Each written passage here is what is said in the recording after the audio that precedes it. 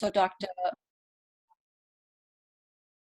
And Dr. Shelly Cha, who is helping moderate with me today, can provide any other logistical information about the Google Access Drive or any questions today. With that, I will hand it over to Dr. Ametaj.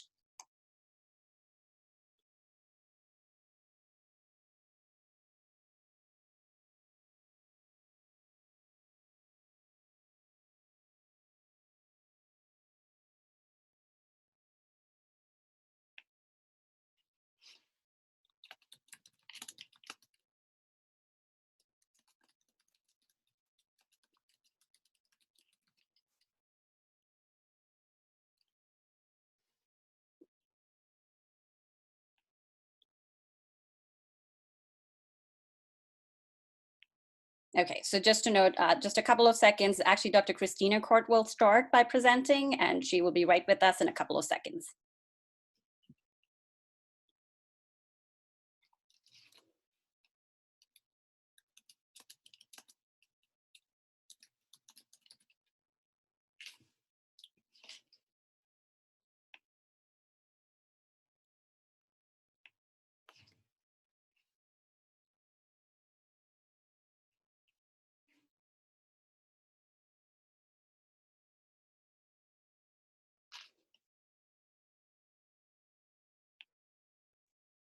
Can everyone hear me?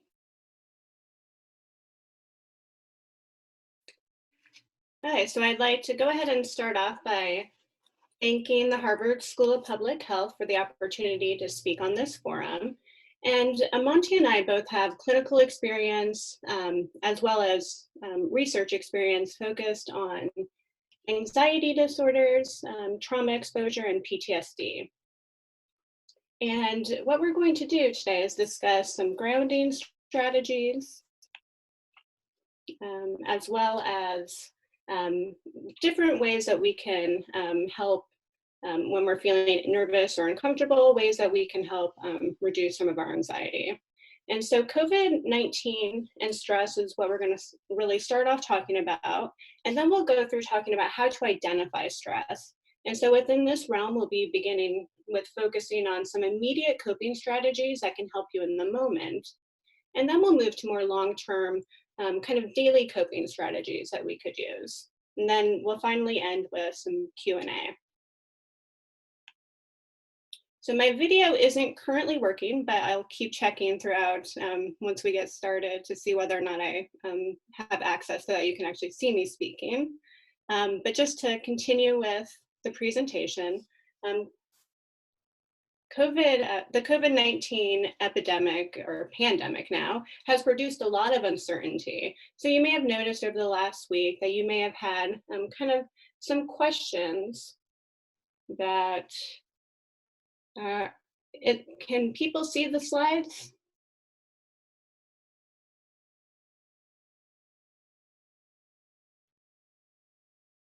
Okay, great. So it looks like people can see the slides. So within the COVID-19 pandemic, so it's led to a lot of uncertainty, and around with the uncertainty, we also have been developing a lot of unanswered questions. So some questions you may have been asking yourself are things such as, how long is this going to last? Am I prepared? How am I going to be able to keep my family safe in this situation? And also questions such as, you know, what if I can't work? Or how do I balance working at home while also trying to take care of my children? And with uncertainty, that can also lead to a lot of stress. And when we're experiencing stress, we can begin to feel a lot of negative emotions. So some of the negative emotions that you may have experienced over the last couple of weeks may include experiencing feelings such as kind of anxiety about kind of just day-to-day things that may be occurring, as well as some future-oriented worry. And you may have also been experiencing some sadness. And the good news, though, is that it's actually really normal to feel stressed. And so if you're experiencing some stress and kind of anxiety about the COVID-19 pandemic, that is to be expected. And so with fear, anxiety, and worry, these are going to be really common when we're in a situation with a lot of uncertainty. And the good news about kind of stress and anxiety is that it can actually be quite protective. So with stress anxiety, the stress response in particular has been developed through an evolutionary perspective. Really, it's needed for survival of the species. You may have heard of the fight and flight response, and that's a good example of the response that was developed in order to make sure that over time we'd be able to maintain the survival of our species. And at lower levels, it can actually help us identify and respond to threat in the environment and help us plan for the future.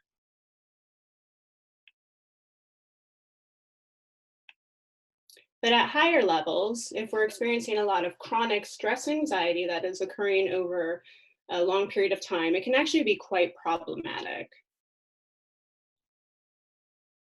And in terms of stress reactions, everybody tends to respond to stress differently. And in order to cope with stress, we really need to be able to identify when it is that we're actually experiencing a stress reaction.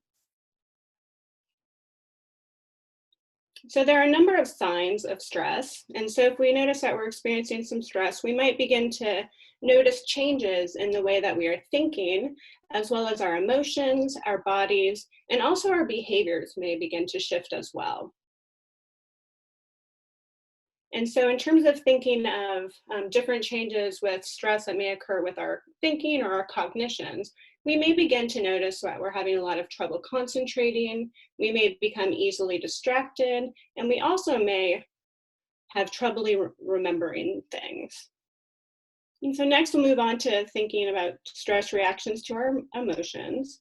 So you might notice that from your emotions may begin to shift. You may begin to have an increase of negative emotions, such as feeling irritable. You might notice that you're feeling more anxious, also sadness, frustration, as well as some anger. And changes within our body, you might begin to notice that you might notice a shift in your body tension. You might begin to notice that maybe you're holding more tension in kind of your neck and your upper back. You also might notice a decrease in energy. Your body might just begin to feel heavier. It might take a lot of effort to make different movements. And also the opposite can be true as well. You might notice that instead of a decrease in energy, you may actually feel an increase in agitation and begin to feel quite restless. You also may experience some tension headaches, and sleeping problems are quite common as well. And then finally, in terms of if you're having all these shifts in your thinking, your emotions, and your body, you may also begin to notice that your behaviors are changing as well. You may begin to isolate yourself, and you may not be able to do, maybe kind of not doing things that you normally would do. So maybe noticing a lower interest in things that you would normally enjoy. You also might start getting into arguments and maybe even having some reckless behaviors.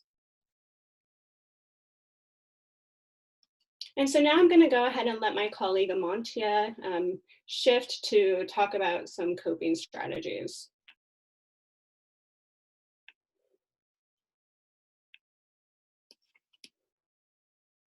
So I think we're still having a problem with the video. I apologize about that, but I'll continue. So you might remember this figure from last week from our colleagues, Drs. Kristina Korte and Carmel Choi, who discussed how stress can be sort of like a sack of rocks that we carry around that's a heavy burden. And instead, we can open the sack and sort out these various rocks into sources of stress that are changeable and ones that are unchangeable. Today, we'll really focus on the unchangeable aspects of stress and emotion-focused strategies for coping with it. Another analogy that I like is that when we're feeling strong emotions in the moment, it can also be sort of like this ball of tangled yarn that's really hard to parse out. And in order for us to understand why our emotions started, why we're experiencing this ball of tangled yarn, it can be helpful to break down our emotions into their component parts. An important aspect of our emotional experience are physical sensations. So this is how emotions show up in your body. This is going to be for anxiety, fear, anger, that fight or flight reaction that Kristina was mentioning. It's going to be really activating. Your heart is beating fast. Might have shortness of breath, and blood is really flowing to your limbs, so you can prepare to fight or to flee. In terms of thoughts, as part of your emotional experience, this is what's going through your mind, what you're telling yourself, your interpretations of the events or the threat or whatever you're faced with. And the last part of our emotional experience that's really important for us to focus on and to disentangle are our behaviors. So these are the things that you either are actively doing or things that you wish to do, and they can be internal or external, and I'll clarify that in a moment. One important note that I would like to make here is that we can't always control our initial reaction. So when we first have an emotion, either a physical sensation or a thought or a behavioral urge, when those initially pop up, we can't control that. However, what we can control is our reaction. So we can control our behaviors, and then we can also control how we respond to our emotions and to our thoughts. And I'll walk you through an example from my own experience actually this past week, and hopefully that will clarify a little bit of what I mean. So I try to think of a time in the last few weeks when I've had some strong emotion, and I thought back to last week, last Tuesday, when there was a press briefing, and I noticed this thought pop up. So I thought, maybe the administration could reel back some public health measures a little bit too early, and I had this thought, this is going to be a disaster. And of course, this thought then led to anxiety for me. I noticed shortness of breath, my breathing was shallow, I had some tingling sensation in my stomach, and I noticed that I really wanted to watch the news more. I started watching longer than I had planned, and I was really searching for certainty. As I was doing this, I noticed more thoughts. So I started to think, oh no, this is going to be really bad. A loved one could get impacted for my family. And then that led to more behavior. So I started to worry more, and I started to have these thoughts sort of repeatedly, trying to figure out what's going to happen. And this, of course, led to more fear and muscle tension, and led to more thoughts. And so you can see that these various aspects of my emotional experience were feeding one another, and they're kind of perpetuating one another. And it sort of led to this tornado of emotions where they're making one another worse. And instead, I decided to take a step back, step out of the tornado, and try to notice my thoughts and my behaviors that were less helpful, and focus instead on ones that might be more helpful. And so instead of thinking to myself, this is going to be a disaster, I try to focus on another thought, that this is a very difficult time for us all. And even though this is a tough thought as well, it's one that was helpful compared to my prior one. And that led to a little bit more sadness and heaviness. A lot of times we experience sadness as heaviness. And the behavior that I then noticed, or that I tried to engage in, instead of looking at the news actively and trying to search for answers, I figured that was less helpful. So I turned off the TV and decided to sit with my emotions instead. As I did this, I was actually able to think more helpful thoughts of, just like everyone else, I'll be able to do my part and cope and get through this.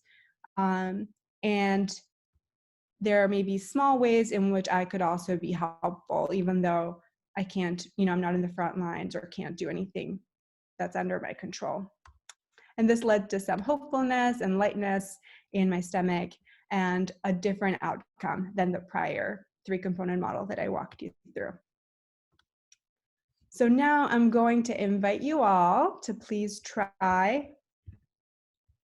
Okay, great. So we have video. So now I'm going to invite you all to give it a shot and try this out for yourselves. I'll probably give you about 1 minute. So I'll ask you to try and think back this past week, a time that was particularly difficult for you. It could have been in the last few weeks. And once you have a time, once you've thought of something, just try to identify any thoughts that you were having in that moment, sort of what you're telling yourself, what was going through your mind, any physical sensations, how the emotions showed up in your body. So that could be like that heart rate increase, or shortness of breath, or maybe if you're sad, that heaviness. And then any behaviors that you actually did or that you wanted to engage with. If you have a piece of paper and pen, feel free to jot those down. If not, you can use your computer or just try to think back. And I'll give everybody about 1 minute.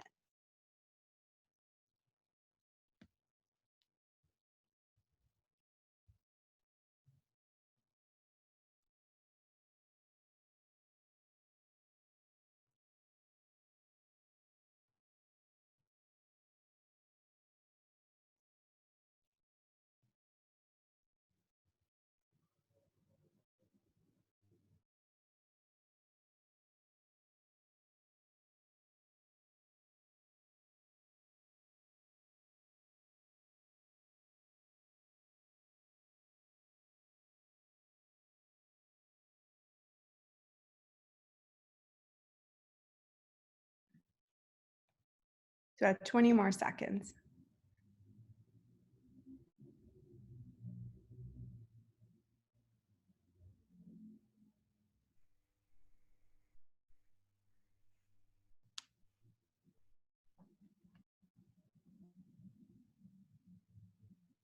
All right, so I hope everyone had a chance to at least jot a few things down. This can be a helpful tool for us when we're feeling the strong emotions, again, to kind of disentangle them, take them out, and really observe them. Hit the pause button before we take any action and understand what's going on for us internally, so sort of take inventory. And I'll walk you through some other ways that we can manage emotions, but this is a helpful way as well.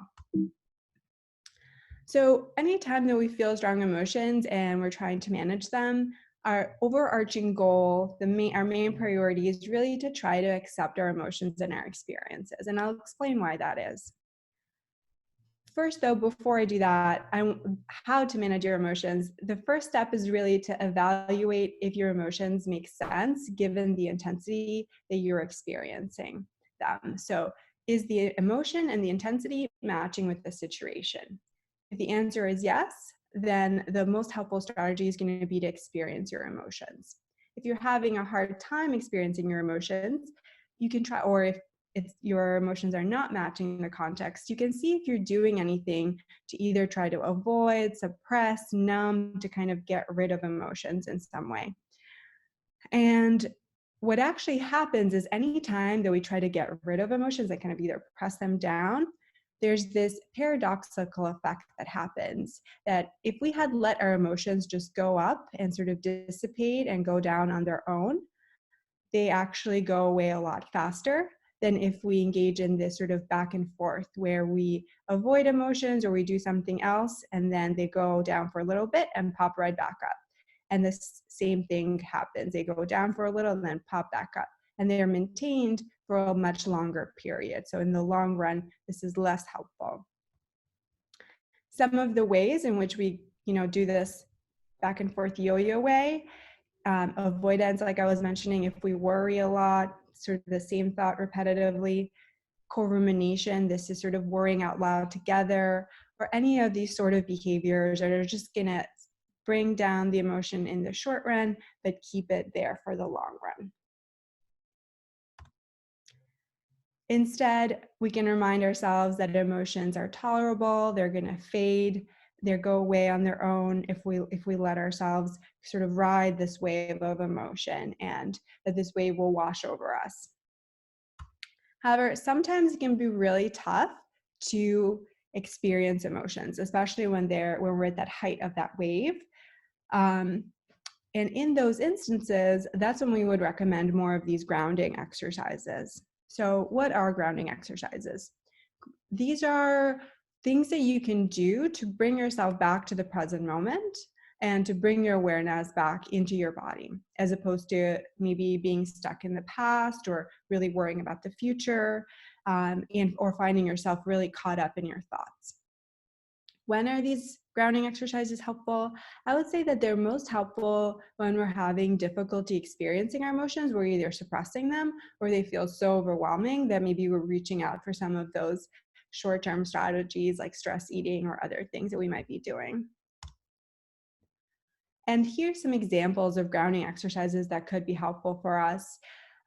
This is not an exhaustive list by any means, and I'm sure other people out there have other exercises that are similar that can be helpful. So please feel free to share those with us and we'll try to share them with everyone. But these are just a few things that you can do. So body scan mindfulness exercises, those are really gonna bring your awareness back to your body. It's focusing on different aspects. Breathing exercises like last week, Dr. Christy Dinkla walked us through the diaphragmatic breathing, so I would say to go back to that forum, or the video of that forum that we have shared with you. Anything that will increase your heart rate, that could mean moderate cardio exercise, though check with your medical doctor that that's okay for you. And then another possibility could be to take a mindful walk in nature if that's something that you can do. Our goal, though, with grounding exercises, as I was mentioning earlier, is to bring emotions down. So if we're feeling emotions really strongly and we can't engage with them, and we're up here, we can do a grounding exercise to bring ourselves down to this level where we can really experience our emotions and accept them, and potentially even go back to one of these 3-component models and make sense of what's happening for us in the moment during these difficult times. So now I'm going to turn it back to my colleague, Kristina Korte, and who will walk us through some long-term strategies for coping with emotions. Thank you, Amantia. So what I'm going to do is focus on long-term strategies that are really things that we want to try to do on a day-to-day basis. And so I'll be going through basic self-care and what we call social rhythms, as well as talking a little more about some relaxation strategies that can be used. So I'm going to go ahead and start off with basic self-care and some of the social rhythms. And social rhythms involve our eating patterns, our sleeping habits, as well as our general activity level and exercise that we tend to do from day to day.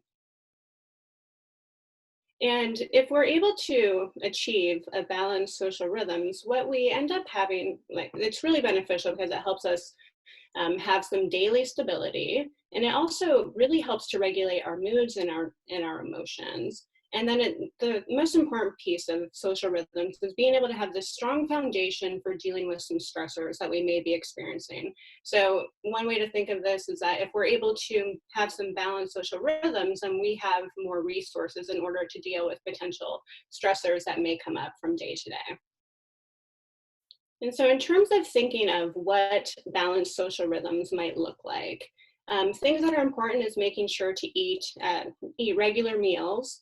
One thing you might notice from prior experiences is that oftentimes if you kind of wait to the end of the day to eat, or maybe you skip some meals, that sometimes you might feel a little more irritable. And that's because really it's this idea of having regular meals and having enough energy in order to kind of get through the day. And so if you don't have that energy that you get from your regular meals, that can kind of make you a bit more irritable or notice a shift in your moods. Also maintaining daily routines in your schedule. And so with what we're experiencing currently with COVID-19, there's been a lot of disruption in our daily routines and schedule. And so I think this is where it's really important to think about what is it that before COVID-19, when were the times that you would typically eat? Or what is it that you would typically do from 1 hour to the next? If you tend to be working from 8 to 12, and then you would generally have lunch at 12 and then continue to work after that, and maybe you have dinner at like 6 p.m. That's something that you'd want to stick with, try to keep with that schedule in order to maintain some routine and to have really kind of normalize this experience. And along with that is showering and getting dressed every day. So just kind of feeling like you're getting ready, which can be really tough if you're spending a lot of time at home. Also within social rhythms would be good sleep hygiene. And there are a lot of different habits or strategies that we can do to alter our sleep. But I think at the most basic level, the foundation would be trying to make sure that we're going to bed around the same time each night, as well as waking up around the same time each morning. And that's something that can really help with our circadian rhythm and making sure that our sleep and wake cycle is balanced. And then finally, engaging in some physical activity is important for our mood regulation as well. And so one thing you might be thinking about is, how is it that we can really stay physically active while we're kind of stuck in the home most of the day and we have to follow all of these restrictions with social distancing? And so you may have heard some of this advice by now. There's a lot of this on the internet now, but just think of, what are ways that we can stay active while also following our social distancing guidelines. So that could be maybe going on jogs if you enjoy running, going on walks, taking your dog on a walk, anything that will allow you to get outside at that point in time. That can be helpful for being active. But making sure that you follow the public health guidelines. And then also thinking of things that you can do indoors. So what are some things that can be done, to maintain activity level while you're inside? And that could be maybe live streaming yoga courses or classes or any other sort of online exercise classes that are currently quite popular right now. And then also just being creative with looking at the materials in your home, like your furniture. You'd be surprised by how great of a workout you can actually get if you are creative with some of your furniture. And there's a lot of recommendations online. So if you just do a Google search of at-home exercise routine or something like that, you can probably find something that might be of interest to you. And so now I'm going to transition to talking a little bit more about relaxation-based approaches. And with whenever we're experiencing a lot of anxiety, it's important to kind of know that with anxiety comes a lot of bodily tension. And so over time, as we're experiencing kind of anxiety that increases over time, or if we're just having it quite frequently, we can begin to have difficulty noticing the difference between like when our body's feeling tense versus when we're feeling relaxed. And so the goal of some of the relaxation-based approaches is to begin to recognize or be able to identify when our body is feeling relaxed versus tense. And also over regular use, these exercises are really helpful for reducing tension in your body. And most importantly, over a longer period of time, you'll notice an overall reduction in your anxiety and also begin to feel calmer. And one thing that's important to know about these approaches, though, is that oftentimes people, when they start to do some of these exercises, they may reflect on, oh, like that didn't make me feel very relaxed and that didn't seem very effective. And so the thing to remember is that these are strategies that are really designed to be used over time. And so even if you don't experience some relaxation the first time you do it, if you're able to get into a pattern of doing it several days in a row, or ideally at least a couple weeks, daily for at least a couple of weeks, you may begin to notice the benefits at that point in time. And so some approaches that we've talked about include diaphragmatic breathing or the belly breathing. That's the exercise that Christy Denkla went through last week. And then another type is progressive muscle relaxation. This is actually one of my favorite approaches. It involves going through a series of relaxing and then tensing, or tensing and then relaxing different parts of your body. And then there's also mindfulness meditation that's become quite popular in recent years. And it's actually quite easy to find different meditation apps that you can use if you're interested in this approach. And then finally, the thing to remember is that these are just like exercise. If you go running on a regular basis, you're going to increase your endurance and become a better runner. And so with regular use of these relaxation strategies, you'll also notice that you get better at them and they become easier and they become more effective. And that's when you begin to see the difference between getting the benefits of not just the physical relaxation, but also the mental relaxation and the reduction in anxiety. So I want to make a quick note about other forms of relaxation that would include, I guess we can call them soothing actions. So these are just activities that things that relax you, things that you find enjoyable and that you tend to feel calm if you do some of these activities. This can be like the yoga classes, exercise, going on walks, reading, listening to music, maybe taking a hot shower or bath. Really what it comes down to is thinking of what is it in the past when you've noticed that you felt particularly relaxed, and what is it that you were doing during that time? And is this something that you would be able to use currently in order to help reduce some of your stress or anxiety that you may be experiencing? So now we're going to move on and actually practice one of these strategies. And we're going to go through one of my favorite approaches, progressive muscle relaxation.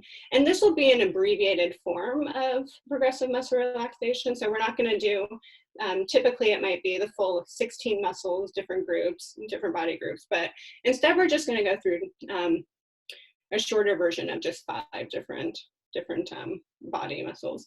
So what I'm going to have everyone do is take a moment to get comfortable in your chair or wherever you may be. If you're on the couch or sitting on the floor, just kind of get comfortable with where you are. And now take a moment to close your eyes and have you start to take a few deep breaths. And in a moment, I'm going to start providing you with some instructions to tense and release your body. But for now, just take a few deep breaths in.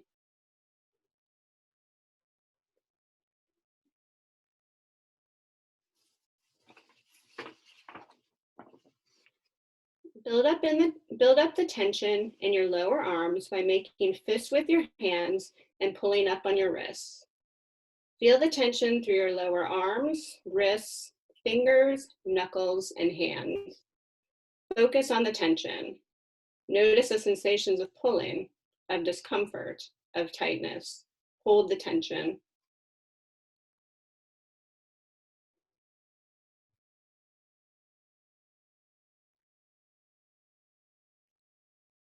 Now release the tension and let your hands and lower arms relax onto the chair with your palms facing down. Focus your attention on the sensations of relaxation in your arms and hands. Feel the release from the tension. Relax the muscles. And as you relax, breathe smoothly and slowly and think the word relax.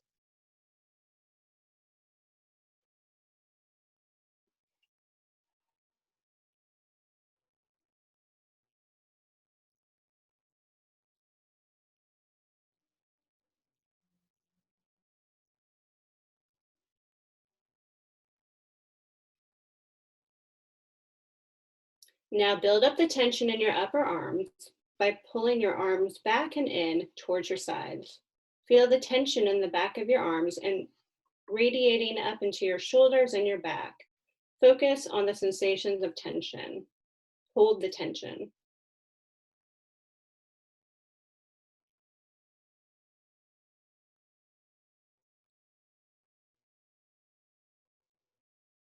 Now release your arms and let them relax.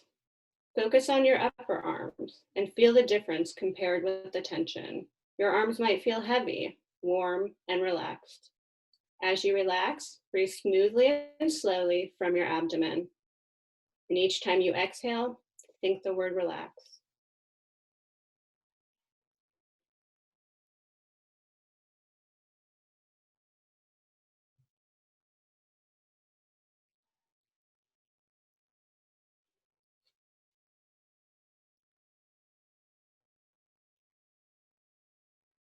Now build up the tension in your lower legs by flexing your feet and pulling your toes towards your upper body.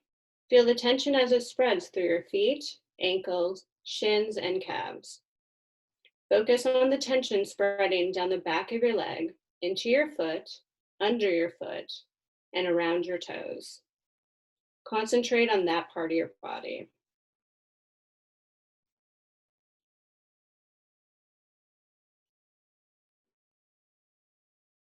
Now release the tension. Let your legs relax heavily onto the chair. Feel the difference in the muscles as they relax. Feel the release from tension, the sense of comfort, and the warmth and heaviness of relaxation. And as you breathe smoothly and slowly, think the word relax each time you exhale.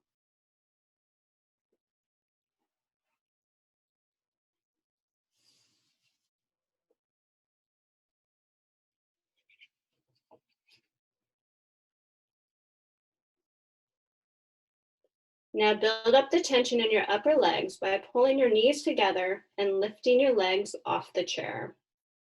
Focus on the tightness in your upper legs. Feel the pulling sensations from the hip down and notice the tension in your legs. Focus on that part of your body.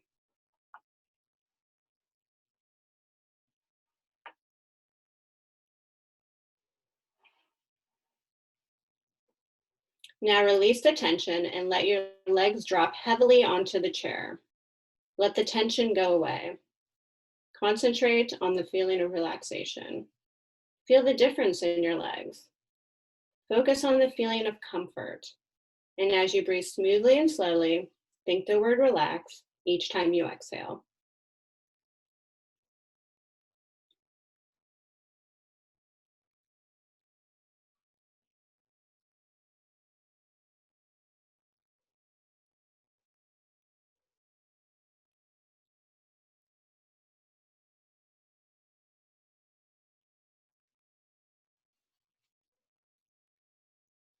So now imagine that your shoulders are on strings and are pulled up towards your ears.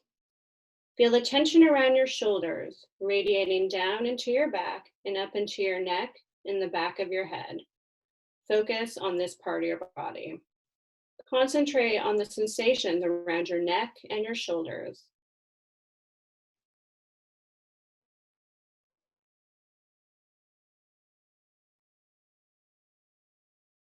And now let your shoulders droop. Relax and let them droop further and further. Feel the sense of relaxation around your neck and shoulders. Concentrate on the sensation of relaxation in this part of your body. And as you breathe smoothly and slowly, think the word relax each time you exhale.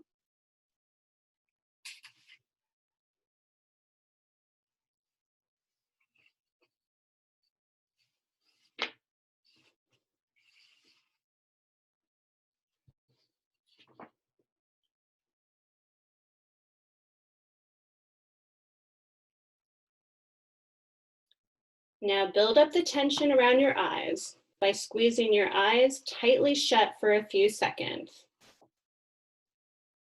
And now releasing.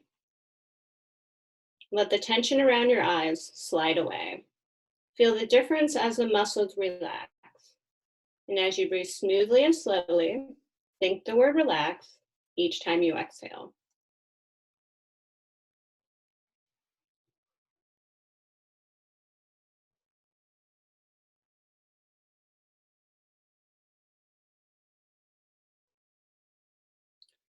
Now your whole body is feeling relaxed and comfortable. And as you feel yourself becoming even more relaxed, count from 1 to 5. 1, letting all the tension leave your body. 2, sinking further and further into relaxation. 3, feeling more and more relaxed. 4, feeling very relaxed.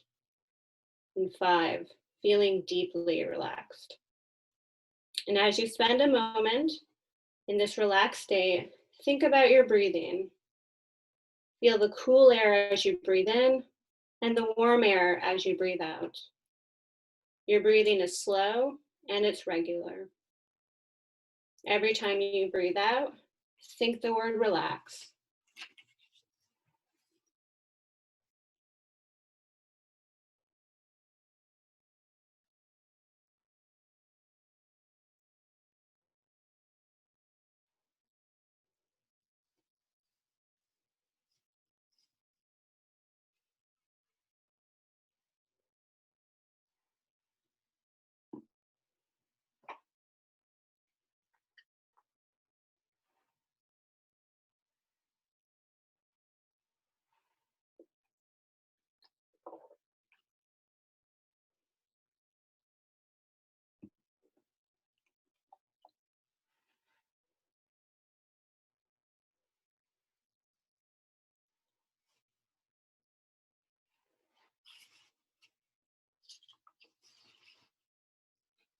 So now count backwards from 5, gradually feeling yourself becoming more alert and awake. 5, feeling more awake. 4, coming out of the relaxation. 3, feeling more alert. 2, opening your eyes. And 1, sitting up. So now we're finished with the progressive relaxation exercise. And now that you're feeling nice and relaxed, hopefully, we'll go ahead and move on to the Q&A piece of the forum. Thank you so much, Kristina and Amantia. We hope that the forum today helped you understand perhaps ways to recognize some of the worry and stress-related reactions that many of us might be experiencing, and importantly, ways of coping. A couple of folks offered some resources that I just wanted to mention. Folks talked about the Calm app, and I know there's a few different apps maybe our presenters could talk a little bit about, kind of more mindfulness-based techniques and apps. Somebody else wrote in to say that they use music and other forms of distraction, and also talking to friends to socially connect. We're going to put in the Q&A box a couple of resources that are publicly available, including the Mass General Directory of Mental Health Resources that's actually been partly compiled by one of our forum presenters from last week, Dr. Carmel Choi. Okay, so one question for the panelists. What kinds of somatic symptoms might come up in relation to anxiety? So can anxiety, for example, lead to bodily pains or sore throat or feeling hot? Can you talk a little bit about somatic symptoms? So a lot of the somatic symptoms, you're going to notice maybe your heart's going to start racing. You might notice some sweating or shaking, maybe trembling. You also might notice things like some tingling or numbness in parts of your body. Also, stomach, kind of some tension, especially if you're holding a lot of stomach in your tension, you may actually be experiencing some tension in your stomach area as well. And so I think some of those somatic complaints certainly aren't unusual. So yeah. Sorry, go ahead. Go ahead. No, go ahead. I was gonna say heat can definitely be a part of when you're that fight or flight activation. So that's that sympathetic nervous system kind of kicking into high gear. And so feeling a heat sensation during that time can definitely be, it's definitely possible, but that would be different than, if you're feeling a sore throat or a fever or anything like that. In addition, in terms of the pain, if you have a lot of muscle tension, so what Kristina sort of led us through is that muscle relaxation. So if you're noticing that you're tensing up a lot, maybe you are feeling some pain, like around, sometimes people say calves or shoulder area over here. It just sort of depends. Thank you. Besides the Calm app, are there other mindfulness kind of apps or other resources that you recommend? And I did put in the Q&A, the webinar chat. I hope participants were able to see that, the MGH Psychiatry directory. But if you guys have any recommendations around mindfulness, kind of specific strategies or resources that you recommend? I think a really great one that I tend to find myself going to is there's a book written by two clinical psychologists and local researchers, Dr. Suarsillo and Liz Romer, and they have this website that's the Mindful Way Through Anxiety book. I think they've written a book as well, but on their website they have a few mindfulness exercises that are specifically geared towards anxiety, and they also have more of these progressive relaxation exercises, the same that Kristina led us through. You can find a list of those types of exercises there. That's a great suggestion, and maybe we can include that in our listed as one of the resources as part of the publicly accessible folders. And then I see a number of panelists have talked about the Oak app and the Chopra app, which offers hope-focused meditation series. Headspace is offering a year's free subscription for healthcare workers. Thank you all for those recommendations, and do look up the MGH Psychiatry directory. Another question is really around kind of what additional or specific advice could we give for healthcare workers on the front lines? Recognizing, of course, that their stress levels might be higher, alongside kind of the increased risk for exposure. Are there specific strategies that are particularly useful for coping with more immediate distress? I think some of what Amantia talked about, I mean, if you're kind of on the front lines, you're probably having potentially some pretty intense emotional responses. And so I think some of what Amantia had discussed with immediately trying to use different strategies to reduce your stress might be helpful. The other thing to think about is when we are kind of at the front lines and dealing with some of this just day to day and several hours a day potentially, I think that's where really paying attention to your own self-care is going to be very important. So making sure that, are paying attention to, am I still doing pleasurable activities? Am I still doing things that's meaningful to me? Am I still taking time to find my own ways to relax? And even trying to trying to keep your own schedule consistent. I mean, I know, of course, at work that's going to be difficult, but thinking about when you're not at work, what is it that you can do to help really try to balance these social rhythms that you may have, so with the sleep and the eating, and just really finding the time to relax, and also to I think reflect on the work that is being done is so incredibly important, and recognizing that I think everyone is really, really appreciative of the work that's being done on the front lines, and so being able to take that kind of positive feeling from that as well. Yeah. It's such a difficult time, to echo what Kristina is saying. You're on the front lines and dealing with the stress, and of course that chronic stress makes sense. And there's so little that sometimes people have control over. So I think focusing on those things that you do have control over, like Kristina is saying, that can restore a sense of control and build up these sort of emotional reserves. So it's sort of like putting money in your emotional bank. So then you can withdraw when those really stressful times are coming up. And it's similar to what we're talking about last week in our last forum, the building up that resilience during such a tough situation. Yeah, as I'm looking at some of the comments coming in, very similar to what our panelists are talking about. Someone's mentioned that their husband is a frontliner.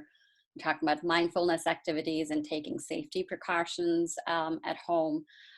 There are a number of online resources that talk about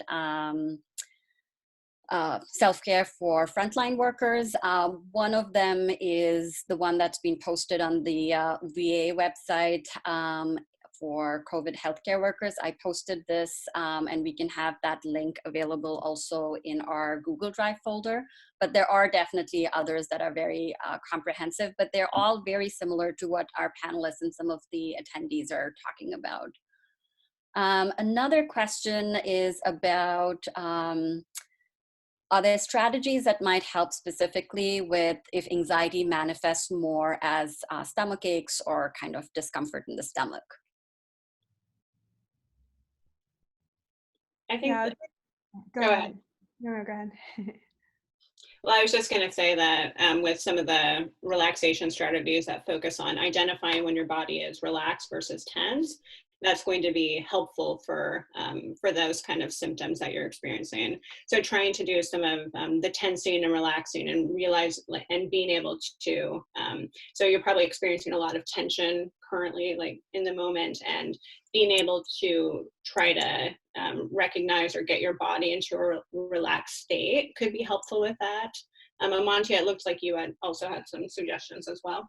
Yeah, I think that's a great suggestion. It makes a lot of sense. I would also say that when we're experiencing our emotions, maybe when they're showing up in these sort of like stomach aches or things like that, potentially we might not be noticing when anxiety is coming up in the moment as much. So I would say maybe to also try to pay attention to it when it does come up, and if we are trying to avoid it in any way or doing anything to try to like distance ourselves from it, because I think that's a very natural response to try to suppress it or push it away. Especially during such a time when it feels particularly overwhelming, and maybe bringing that mindfulness or awareness throughout the day and noticing when are there times that something has led to an increase, and sort of like trying to identify and sit with it. Yeah. And I think you touched upon this today, but also in some of our prior forum presentations. So there's the element, of course, of anxiety manifesting as somatic symptoms, GI symptoms, and then there's the cognitive aspect that we might, basically interpret potential somatic symptoms as being COVID symptoms, and we might sort of catastrophize or think the worst of it, and kind of overestimate the risk element. This is in response to a question about whether they might be similar to COVID questions. And this has actually been shown in prior kind of disaster research as well, the kind of tendency to interpret what might be anxiety-related reactions or certainly unrelated to COVID that might be misinterpreted. Any thoughts about that, Kristina and Amantia? I think that's quite common right now. Certainly even just within myself, I notice that if I have a lot of allergies, and so sometimes I'll notice I kind of will sneeze, especially if I go outside, I'll start sneezing and I'll have to blow my nose, and then I'll feel like by the time I get inside, I might be thinking like, oh geez, maybe I just caught COVID-19 because I went outside. And so even with myself, I just have to do a lot of kind of restructuring the thoughts and realizing that this is something that I always have. I always have sinus problems. And especially if I go running or if I'm, elevating, just a lot of physical activity will tend to induce those symptoms. And so just being aware of, what tends to be normal for your body and what maybe isn't as normal. And then also just recognizing that, we're going to have variations in like our sneezing and coughing and some of these symptoms that we experience. And it's going to be really easy to fall into that trap of thinking, oh, geez, I think I'm developing COVID-19. So trying to step away from that and think of, what's normal for you versus what might not be. Amantia, do you have some recommendations? Yeah, I think absolutely it's tough. It's a fine line. I think that's also anxiety can sort of lower a little, like that chronic levels of anxiety can lower our immunity. So maybe we might be having a reaction to something else. At the same time, though, if you are really concerned about it, I would definitely say get in touch with your medical provider, or they can help you parse some of that out, and they can help you keep track in ways that we're not medical doctors, that we can't necessarily help you to exactly separate it out, if that makes sense. Thank you. There are a few folks who have messaged about this, about access to both today's slides, but also to Dr. Dankla and Choi's presentation from last week. So these are, just to note again, these are publicly accessible on a Google Drive. I believe Dr. Jha has posted the Google Drive link. So you should be able to access these easily. And if not, please feel free to email Dr. Shelley Jha or post again. And also for those of you who have noted your email addresses here, we are keeping track of those, and we'll follow up with the link again. Also, thank you for many of the attendees who have sent in some resources that we will actually compile and keep in that public folder that I mentioned, but just to note out aloud here. Several communities have a Ask a Nurse line that folks can call. And if you're in the Boston area, Partners has a publicly accessible line, but I know that other hospitals do as well. Folks have mentioned that specific kind of practices in New York and other places. I think one thing I can just say generally, and maybe Kristina in particular or Amantia can comment on this, is that telemedicine rules have changed right now in response to the pandemic, and at least in the state of Massachusetts, but certainly in other states as well. All insurances are reimbursing for tele-mental health sessions. And in fact, HIPAA regulations have also been loosened as a result of that. So, access to providers is, at least in theory, much more available. I know the demand has also gone up, but certainly looking into telepsychiatry resources in your local kind of area or state could be another helpful idea. Any additional thoughts about that, Kristina or Amantia? No, I think that's a great recommendation. I know within my own practice, I'm now having sessions with my patients that are either through the computer, so kind of a telemedicine, or doing phone sessions, which has been helpful. And some of my patients have opted to just do phone check-ins because, maybe it's kind of stressful right now, but we're certainly available, and that's able to be now, at least in Massachusetts, we can accept any insurances for the telemedicine. Right. One of the participants also noted that starting with an Ask a Nurse helpline to even just have someone to talk to and get a sense of how realistic the worry is, or how realistic it is that the symptoms are related to COVID, might be a good start.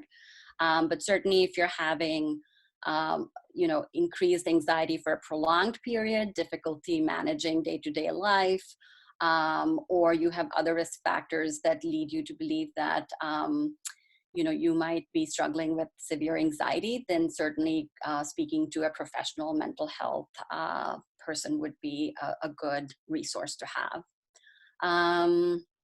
Folks are also writing in with examples of books related to mindfulness, as well as ways of coping with anxiety. Thank you for those resources. We're making a note of this, and again, we'll have it available. Another big one is the insight timer that folks are talking about. So thank you for that recommendation. The only other question that has come up right now is, are there any special considerations for managing stress if someone is sick? And that's, I'm going to clarify, I'm going to assume they mean if they're Yeah. experiencing COVID-19. Yeah, that's very tough. Absolutely. I would say to listen to the medical providers, that's number one, and also to really try to take care of yourself in ways that are not going to be sort of like, so you probably don't want to go out exercising, right? You don't want to leave the house, but just things that are going to help soothe you and calm you down and really give you the rest to give your immunity that boost to really try to fight off the virus. Yeah, following public health guidelines and medical recommendations along with consistent mental health self-care. Yeah, exactly. And just things are going to be gentle and they're really going to help you relax and keep calm. Thank you. Kristina and Amantia, any final words before we wrap up for today?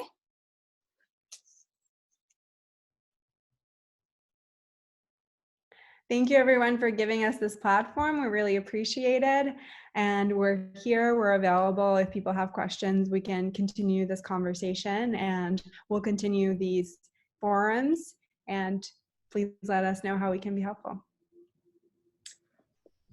Okay, thank you. So thank you everyone for coming and attending this virtual platform. Just to note, this is part of a series of presentations that will continue to occur on a weekly basis on Wednesdays at 11. Next week, our presentation will be focused on coping with grief and loss. And our presenters will be Dr. Kristi Denkla from Harvard Chan and Dr. Kathy Shear from Columbia University. We look forward to having you attend next week's presentation, and the details will be sent again on email and will be publicly available on the Harvard Chan website. Thank you, everyone. Thank you, everyone.